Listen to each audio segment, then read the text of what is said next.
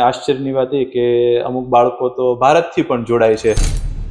તમે શું ખાલી જર્મનીના જ બાળકોને શીખવો છો કે પછી બહારથી કોઈ પણ તમારી સાથે જોડાયેલું છે અત્યારે બહારના કોઈ કન્ટ્રીઝમાંથી?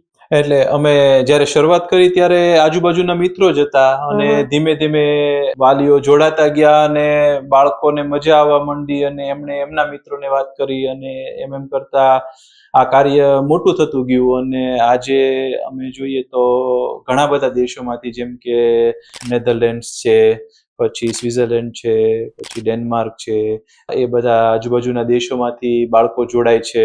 ઘણા બાળકો તો જાપાનથી છે, પછી અમુક બાળકો અમેરિકાથી પણ જોડાયેલા દાખલા છે. જ અમારે સમયનો જે આ ડિફરન્સ ટાઈમ ઝોનનો ડિફરન્સ છે છતાં પણ.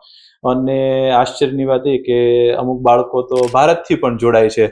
તો એ અમારા માટે પણ નવાઈની વાત હતી કે જર્મનીમાંથી કોઈ ગુજરાતના બાળકને અહીંથી શીખવે, પણ એવું બને છે અને અમને પણ એ વાતનું આશ્ચર્ય છે.